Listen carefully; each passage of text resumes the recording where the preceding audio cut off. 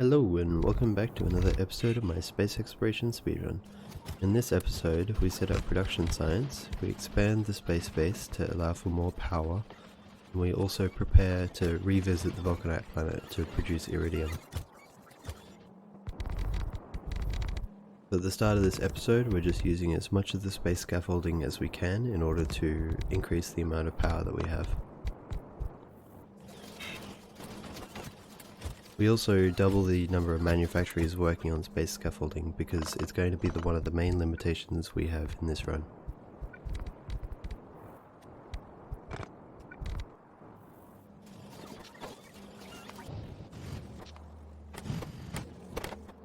Here I'm checking on the power for the Vulcanite planet, and I'm also updating the resource lines.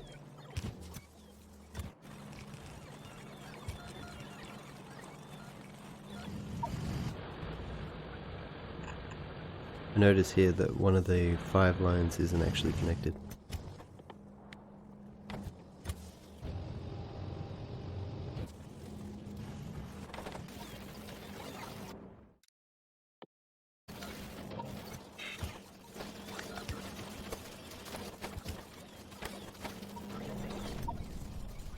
Here I'm spending a bit of time crafting the last items that are missing from the base.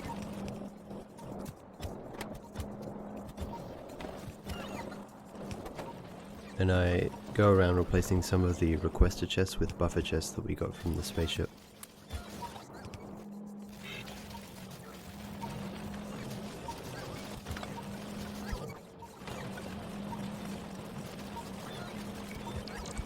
Here I decide to shuffle around the barrel recycler because there's actually meant to be space for one more supercomputer on the left.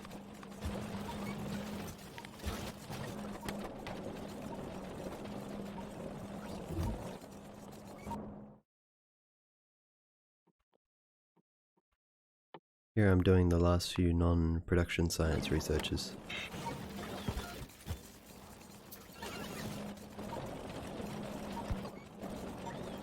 I forgot how this thermofluid management was meant to work. There's actually meant to be limited by the inserter, not by the pump. So here I switch it back to the inserter.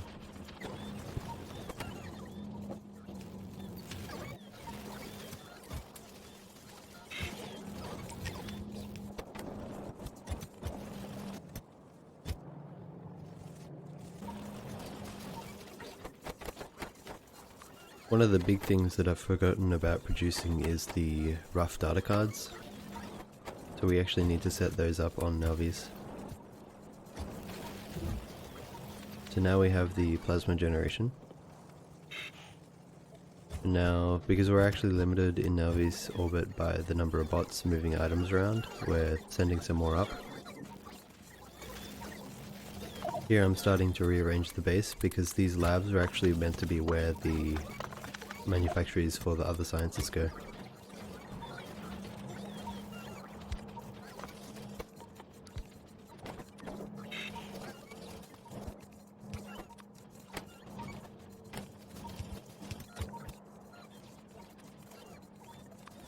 Here I'm just setting up the requests again.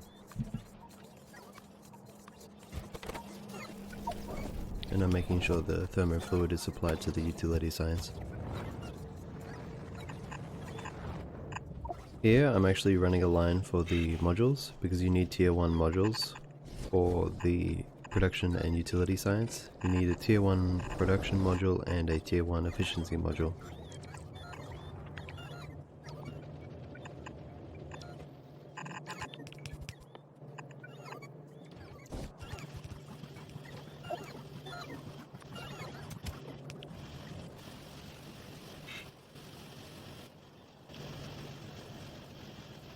Here I decide to upgrade all of the assemblers for the blue circuit production because the belts are a bit lacking.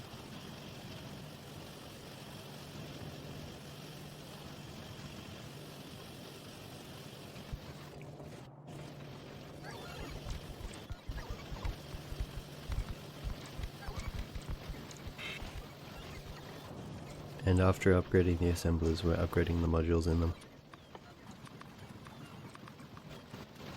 Here I also spend a little bit of time upgrading some of the belts.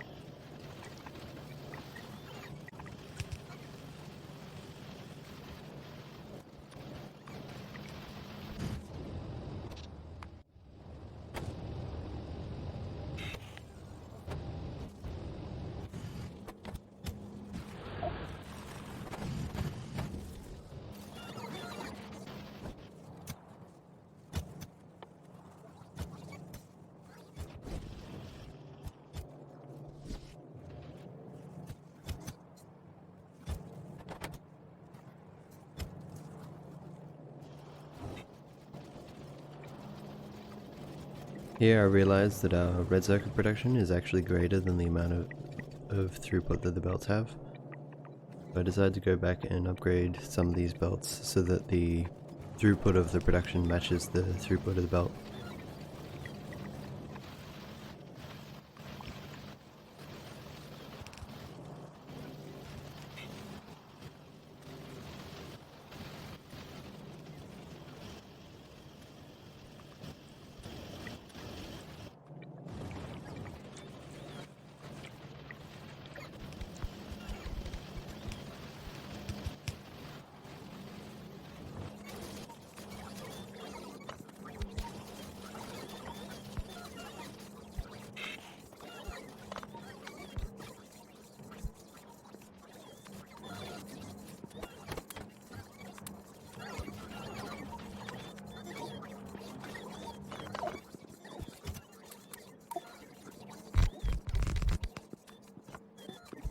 Here I'm just trying to figure out where I'm going to place these labs.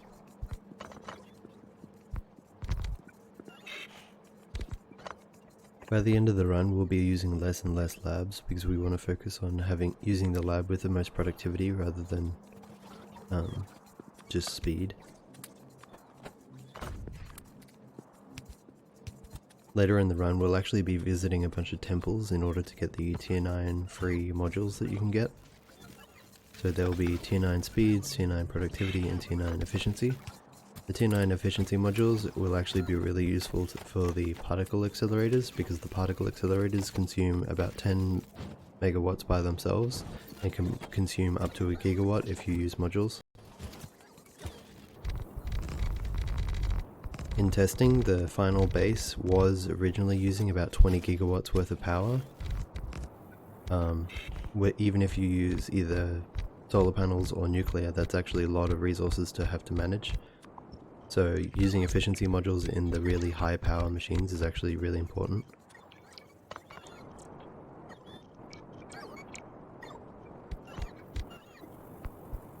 Here I'm placing in as many solar panels as I can fit.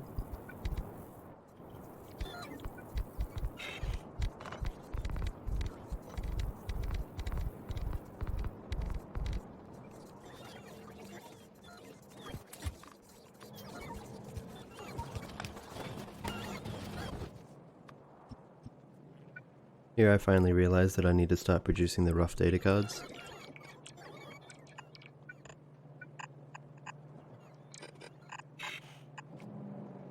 I just need to siphon off a little bit of glass and a little bit of iron.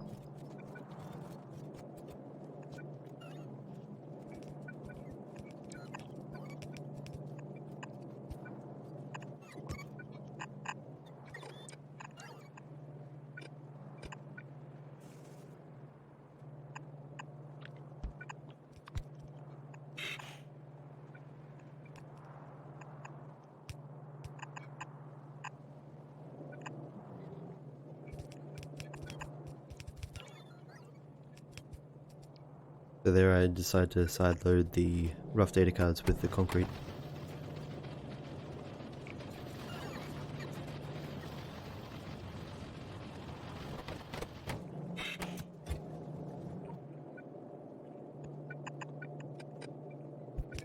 Here I finally decide to set up the provider chests as a part of the mall.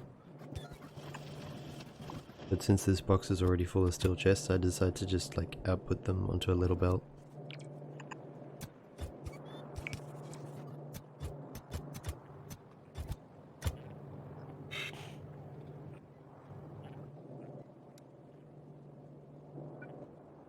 Circuits are actually really useful for setting up requested chests.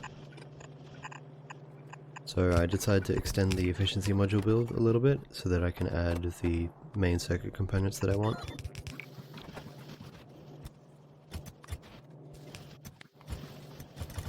I then use those circuit components in order to set up what requests I want to have loaded in the rocket for every time I visit a planet. Here I'm setting up refinery components, chemical plants, centrifuges, pulverizers, induction furnaces, a full nuclear build, and a whole bunch of other items like belts and pipes and all the rest.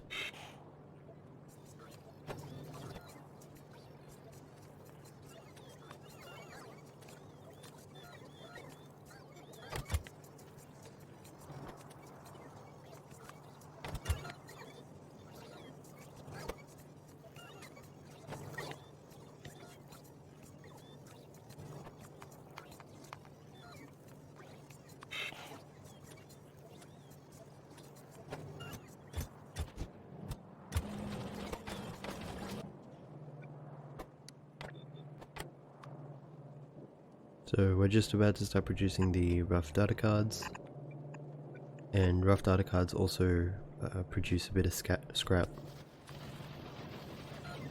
The reason for doing a lot of things on Navi's planet is so that you can use productivity modules, because you can't use any productivity in space besides the labs. And here my dumb power solution finally bit me, and the vulcanite production has stopped.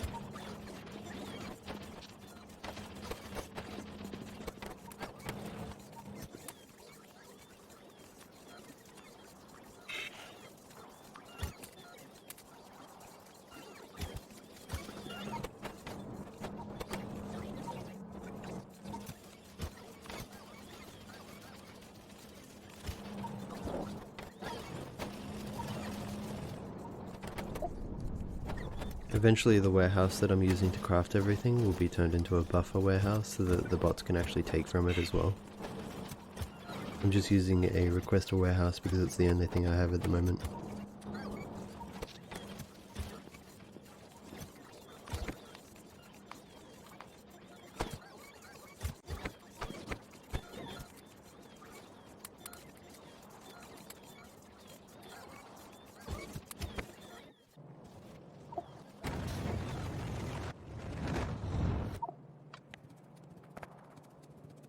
Here I'm preparing for setting up Iridium, but then I realized that I don't even have it researched.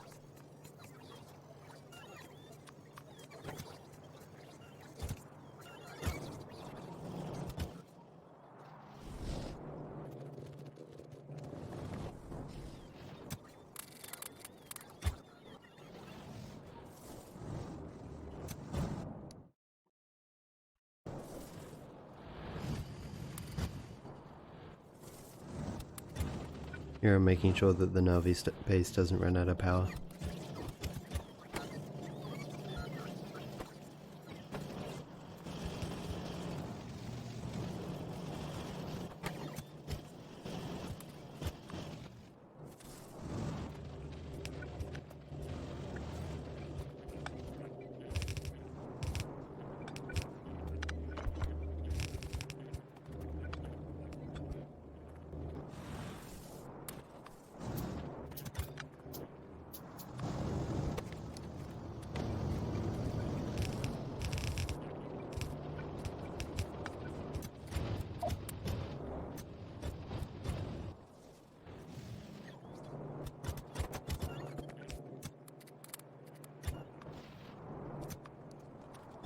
Here I'm setting up a request from the vulcanite storage to the production modules. So we're gonna make the tier 3 modules, and here I'm moving a bunch of uranium around.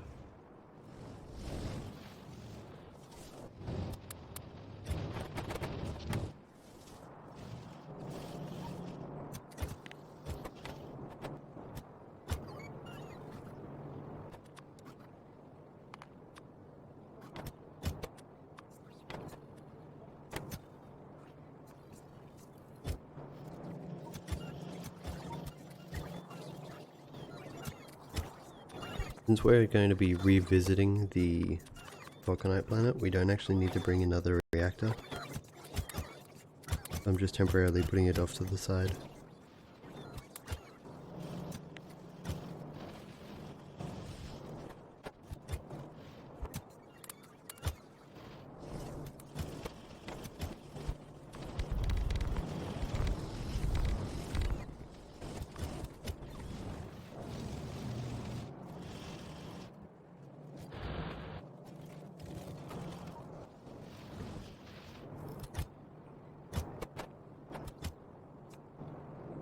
In order to fix my mishap with the vulcanite reactor, I decided to bring a bunch of tanks. Because if I add tanks to the end of each line and then put a circuit condition, I can basically check, okay, if these tanks are filling up, it means that the reactor is fine, it's satisfying the energy needs. If it's starting to drop, I need to put more fuel in.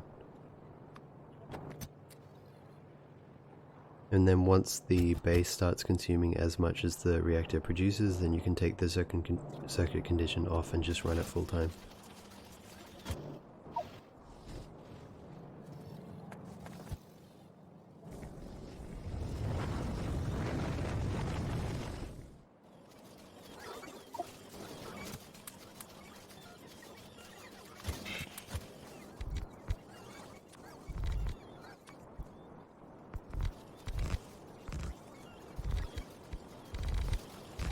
I've actually just noticed a pretty major mistake.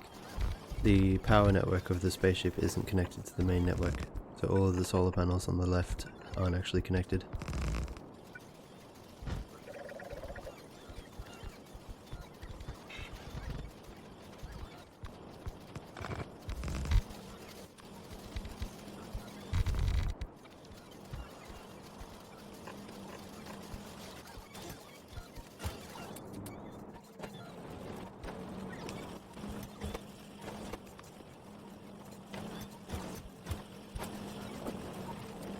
And that's the first production science at 17 hours.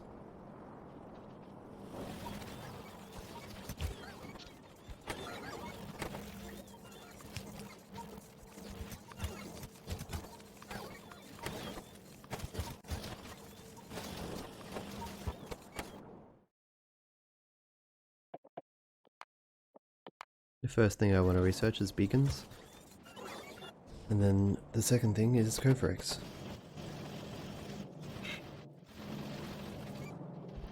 So I noticed a big problem with this base. The way that the engines are produced consumes the end of the line for the electric motors.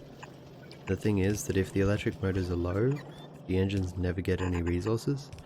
So for the past hour or so, Blue Science hasn't been producing because we don't have any engine units just because of the way that the lines are laid out. So it's something that could definitely be improved next time.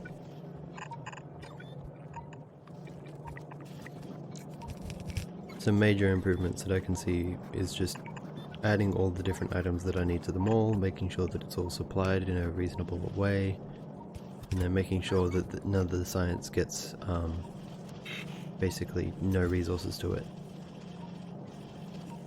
But even though we produced our production science, we don't have any blue science up in orbit because of that issue.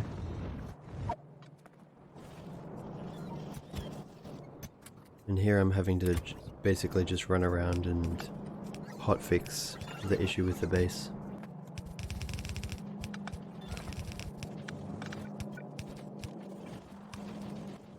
But even though I fixed the gear issue just now, the iron has the same problem. The iron only gets past the build through the central line, which means that the inserters can take the iron off as it goes along.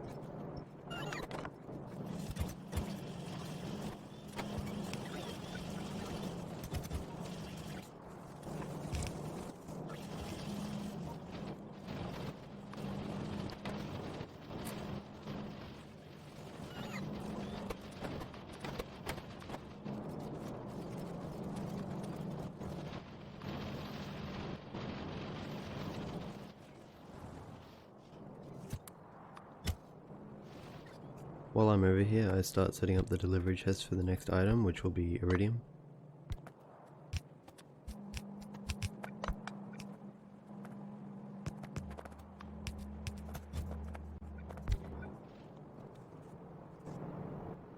I also decide to add the set requests filter on the requester chest so that the orbit base can set what it wants. This is actually a little bit of a mistake because the orbit is currently requesting all of the nuclear components and all the rest and all the other buildings, because it's designed for when I have a spaceship that I can drive around in to visit the planets. But currently I don't have that, so I'm using rockets to visit the planets. So I remove all of the buildings from the requests and then try and take the items out as the bots deliver them.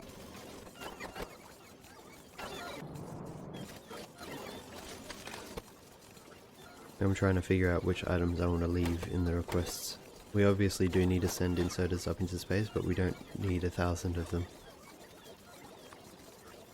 Not yet, at least.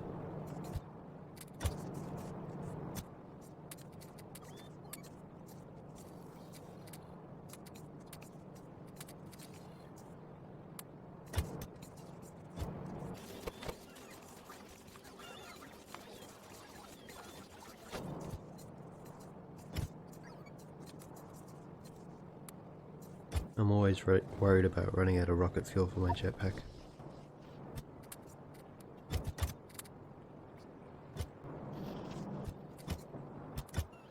I figure I also probably want to set up meteor defense on the Vulcanite planet, so I put some meteor defense in the rocket, and I also put a box at the end of the line for the ammo packs.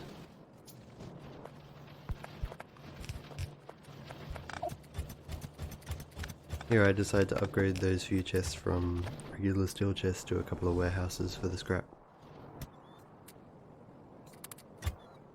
Here I'm grabbing some extra delivery cannon pods. And I'm figuring out what items I want for the Iridium build.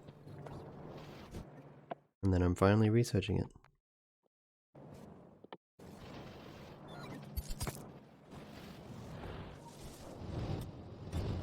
Here I'm doing a bit of an inventory on the resources that I've consumed so far. Making sure that I haven't depleted the patches too much.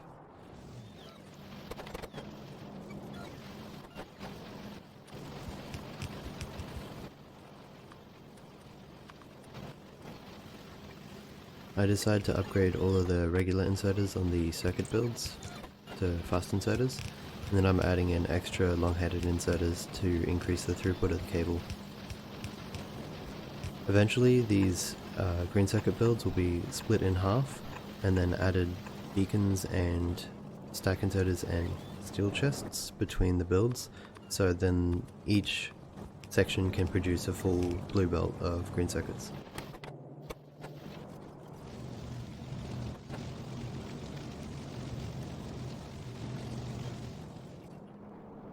Here I figure out that the steel production is actually a bit lacking, so I decide instead of setting up a regular steel column, I'm going to set up a casting machine setup. So this is going to use some of the already produced molten iron and some coal to produce extra steel.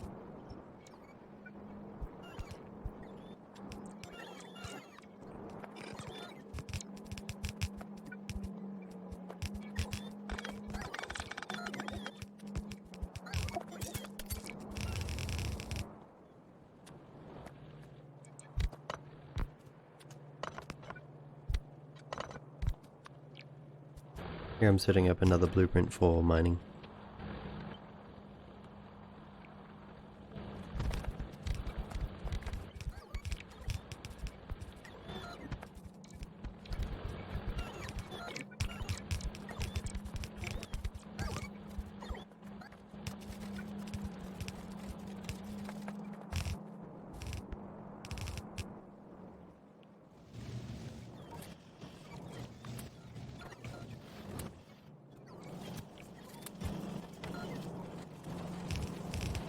This gear production is getting on my nerves.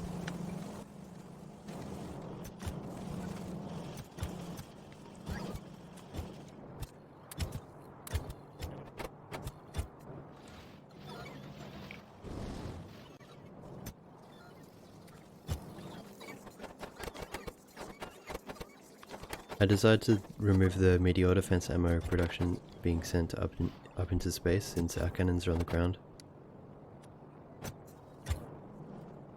We may move them into space if the power is cheaper.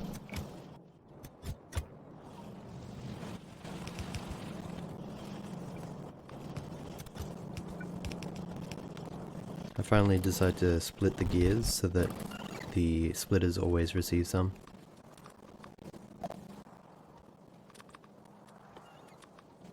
Here I do a blanket upgrade from regular inserters to fast inserters, which is not a good idea because the smelter columns require regular inserters.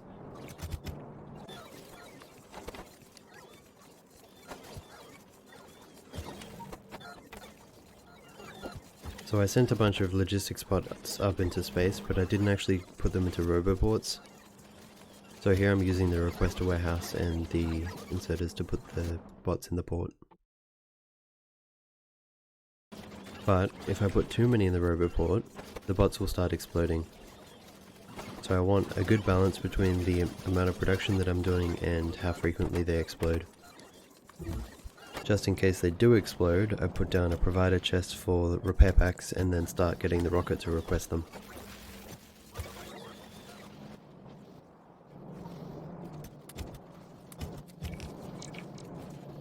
Not surprisingly, we're out of fastened sodas.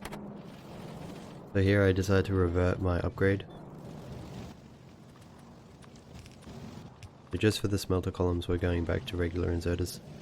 Except for the glass. The glass needs fastened sodas on the sand side.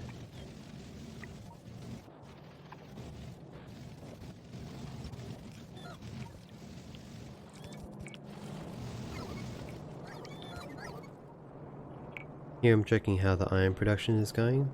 Some of the belts aren't fully saturated and some of them are oversaturated, so this is a perfect opportunity to put in an 8-to-8 balancer.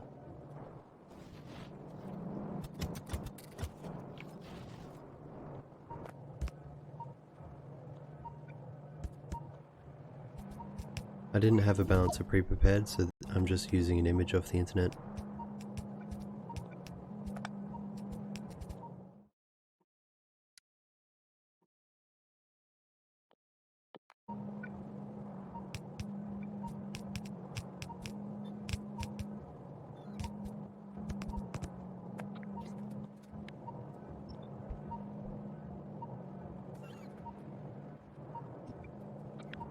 I try and figure out if I can fit it down below the corner, but then I realized that I'd need a bit of a loop back and it wouldn't work properly. So I just settled where I decided to plan it to begin with.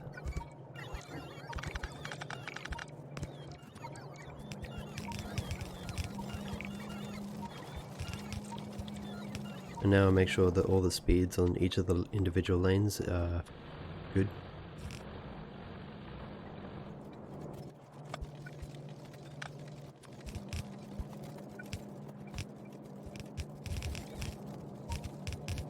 And now we have fully saturated lines.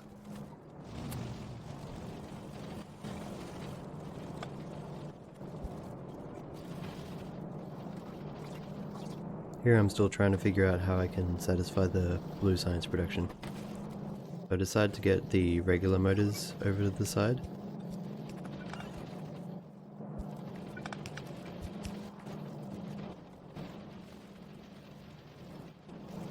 And now I'm finally starting to produce beacons.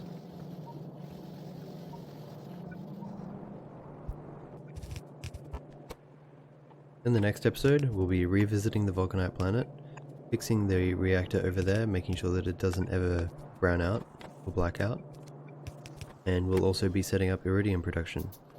The iridium production will allow us to start sending the delivery cannon pods just from using explosives, so we won't need to use the low density structures and the heat shielding.